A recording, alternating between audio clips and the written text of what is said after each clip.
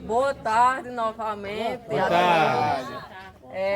Aqui é uma continuação, né, do engenho. A gente já vai vendo aqui que a gente utilizou agora para poder representar, né, moendas, né, para poder servir de apoio aqui. Então, hoje, aqui a Casa Grande é uma casa grande que, como a gente fala, né, a gente está numa missão de resgate. É uma casa com mais de 200 anos. Documentos que a gente ainda está analisando dizem que tem mais ou menos 234 anos. Como vocês podem ver aqui da subida, que são utilizadas pedras, ó, aqui é uma pedra, tá vendo? Já utilizado pedra. Foi uma casa que foi construída por escravos, e quem construiu essa casa foi o Coronel Avelino. Vamos subir? Vamos lá. Espero que vocês tenham uma experiência maravilhosa dessa casa, que conta um pouco da história do lar. Hoje ainda temos a madeira da Casa Grande, ainda é a madeira de antigamente, ainda a gente conserva a mesma madeira. Essa casa, ela foi construída à base de tijolo, de cal, barro e o óleo de baleia, como foi citado por Joaquim. Porque o óleo de baleia, ele era impermeabilizante e fazia a argamassa, como a liga, né, da argamassa, que dava muita resistência. Até que a gente pode ver que é resistente mesmo, né? Porque 234 anos aproximadamente, e a gente pode ver aqui, ó, isso aqui é o comprimento da parede. Se vocês quiserem, podem entrar. E essa é o comprimento aqui da parede. E ela não tem nada de ferro. Essa casa não tem nada de ferro. É só a base desses componentes. Não tem nenhuma ferragem, certo? Aí aqui, temos aqui a capela da Casa Grande, certo? Deixa eu só passar aqui.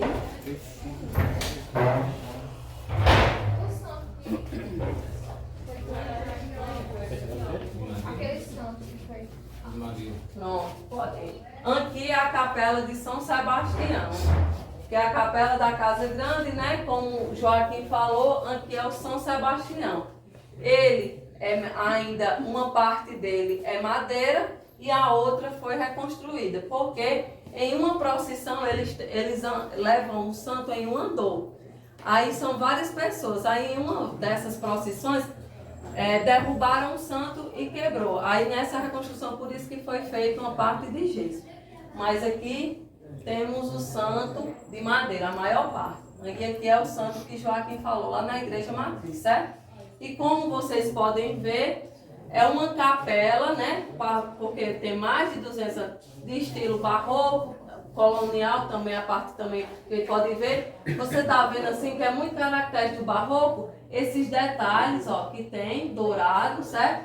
Desenhos de anjos, o altar com essas ondulações, o piso de mosaico, que também é muito característico. A gente pode ver também o teto, que é todo de madeira, e tem o Espírito Santo, que faz com que a gente, né, reflita como fosse o céu, né? Dá um momento assim, sempre foi essa cor, azul, certo? E a gente tem também santos, aqui, ó, esse aqui também é de madeira, e o que era utilizado também na arquitetura barroca é usar várias cores, né? Cores vibrantes. Você tá vendo aí como essa santa é estilo barroco? Utilizado várias, e também dourado, né? Que era utilizado também ouro, utilizava muito ouro, fios de ouro.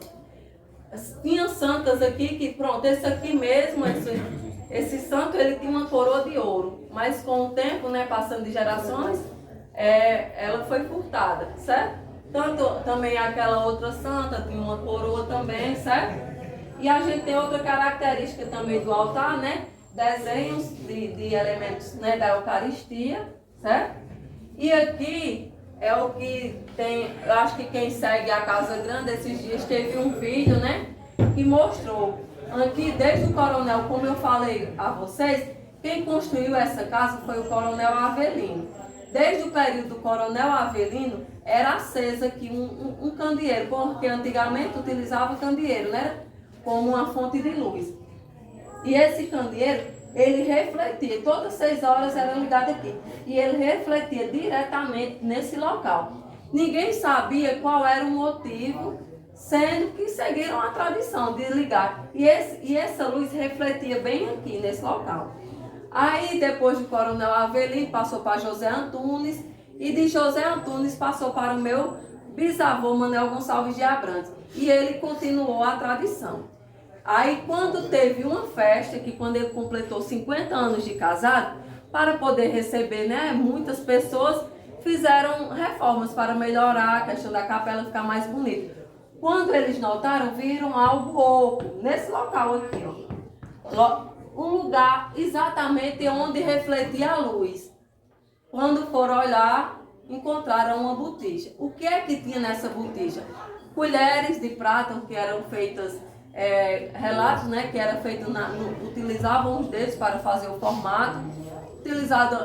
Tinha também relógios de bolso e vários outros utensílios, porque era uma maneira deles guardar, porque antigamente, né, não tinha justiça, não tinha lei, e assim, era uma maneira deles guardar o patrimônio deles. Eu acho que pelo fato da capela, com medo assim de uma pessoa, quando viesse algum cangaceiro, algum ladrão, de ter respeito, né, na capela, certo? Aí foi encontrado essa botija aqui nesse local, tá certo? Aí agora vamos ao... Pronto. Esses itens estão guardados ou se esvaíram? Tem uma pessoa ainda que tem alguns itens, certo? Essa pessoa tem alguns itens. Que eu não sei como foi, mas ele guarda alguns itens, uma pessoa, certo? Alguma dúvida? Pronto, aí aqui o que tem aqui de antigamente dos santos, tem essa Nossa Senhora, aí tem essa daqui que a gente pode ver, né, que o uso de muitas cores, como eu te falei, e o São Sebastião, que ele sai, vocês podem até notar lá fora, está o andor dele, que ele sai no dia 11, daqui desta capela, vem toda a população, sai em procissão no dia 11 e retorna dia 20 para a entrega do santo. E outra coisa também, os nichos, né? Que é muito característico também no estilo barroco, onde colocava os santos. Cada santo especificado no seu local, certo? Aí agora vamos retornar para poder conhecer um pouco da história de Manuel Gonçalves de Abrantes. Queria saber se tem alguma dúvida, que está tudo ok aqui na capela. Aí aqui temos, porque como eu já falei, né, de Coronel Avelino veio para José Antunes, de José Antunes passou a casa para Manuel Gonçalves de Abrantes. Esse aqui é Manuel Gonçalves de Abrantes, certo? Ele não nasceu aqui, ele nasceu em uma pequena propriedade aqui no Lastro. Desde criança já mostrou a aptidão pela agricultura, pela pecuária, gostava muito da agropecuária. Desde criança já queria, no caso, caçar boi no mato, né, que era muito frequente antigamente, já plantava e fazia tudo. Aí com o tempo ele teve uma grande oportunidade, certo? Que foi de estudar, porque antigamente era muito difícil, hoje todo mundo tem facilidade para poder estudar, né? Mas antigamente só tinha estudo fora daqui, em Sousa. Ele teve a oportunidade de estudar em Santana do Mato, no Rio Grande do Norte, através de um primo. Ele foi convidado e ele teve essa oportunidade para poder estudar lá. Passou alguns meses que foi suficiente para poder ele se alfabetizar, né? E também ele criou gosto também pela política, certo? E veio de lá para cá. Quando chegou aqui, ele também aprendeu a negociar a questão de gados. Comprava e vendia. E tudo que era de lucro, ele revertia e comprava propriedades. Com o tempo, ele se tornou um fazendeiro aqui, conhecido na região. E casou com Nestorina Augusta de Abrantes. Nestorina Augusta de Abrantes é filha de Augusto de Abrantes e aqui Joaquina Esmeraldina, certo?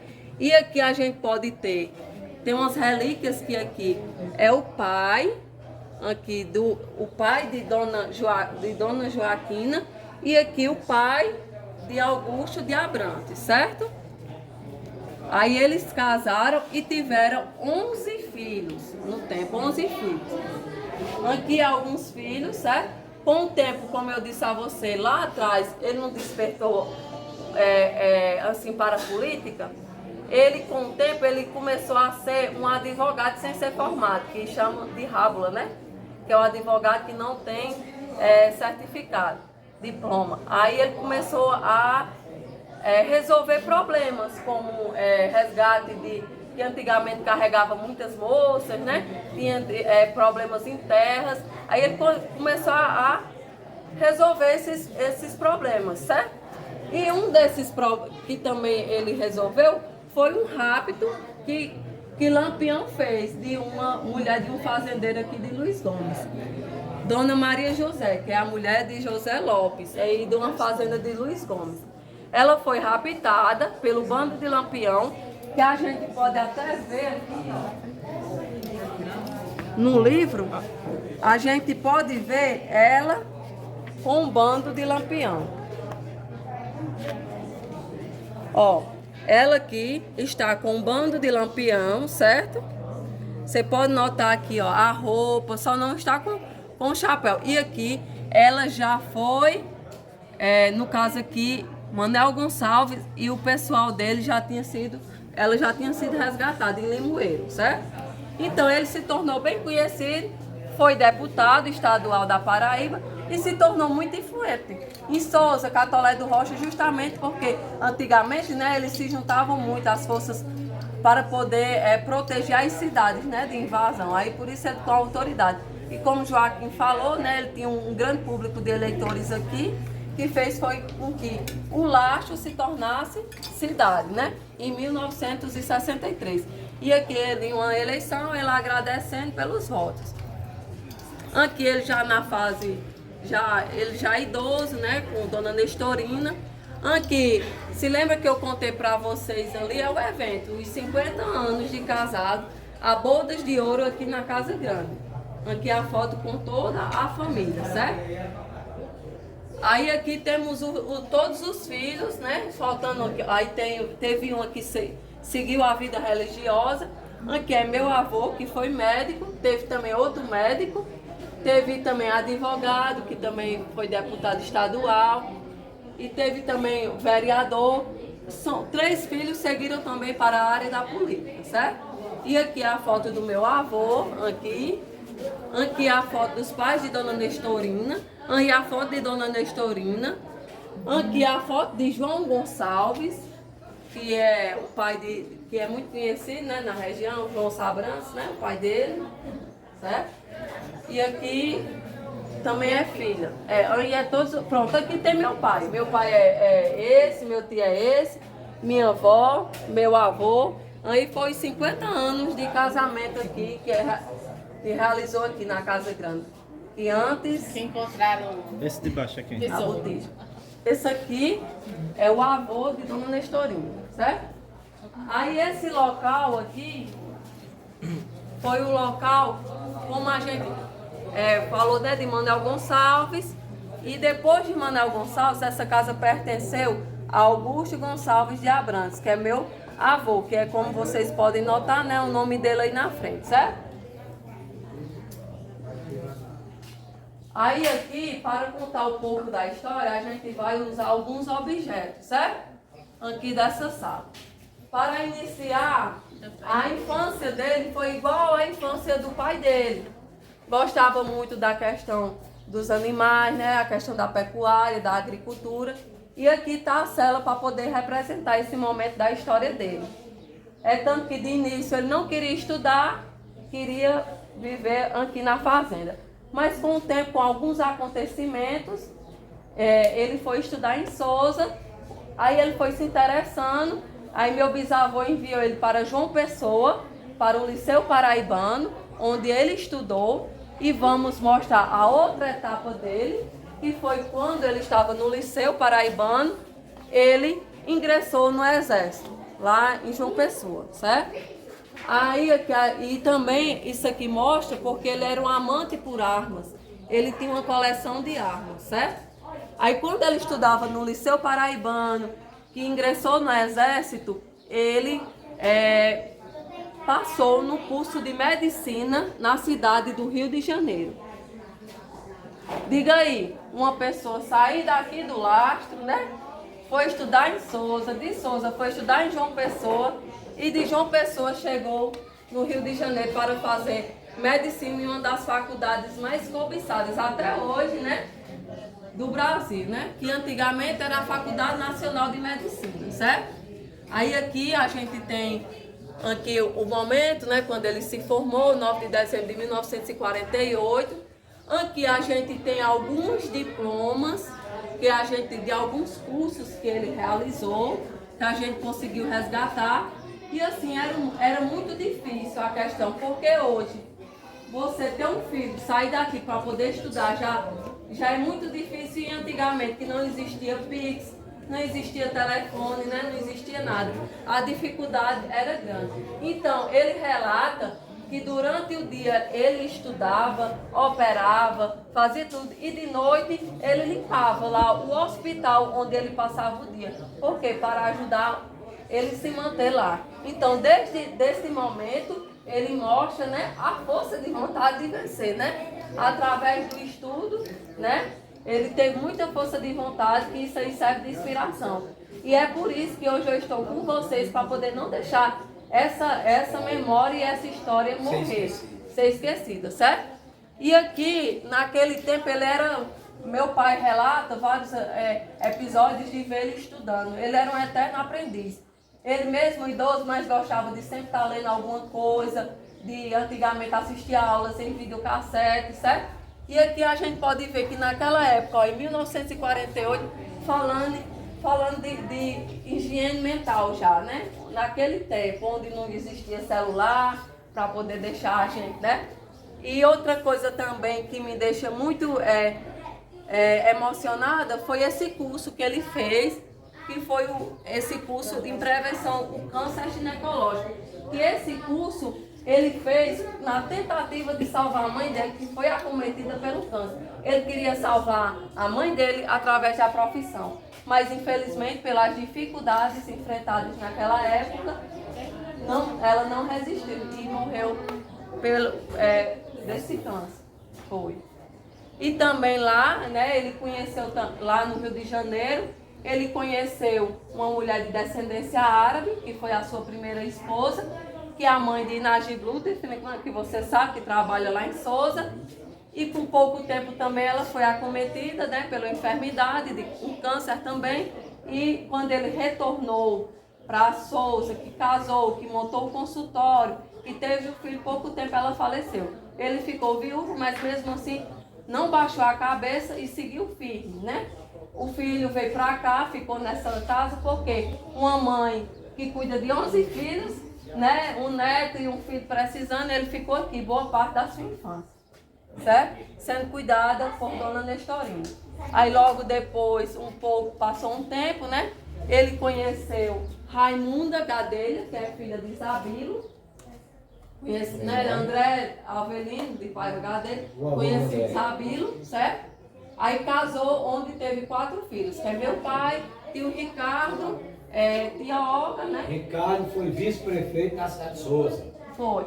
E vovô, ele foi prefeito da cidade de Souza, ele foi secretário de saúde no governo de João Agripino. Como a gente pode notar, essa foto aí foi a inauguração de um hospital, no tempo quando ele foi secretário de saúde do estado. E ele, tanto que hoje o hospital regional, qual é o nome do hospital regional? Hospital Regional Manuel Gonçalves de Abrantes, em homenagem ao pai dele. Foi o momento quando ele foi secretário de saúde.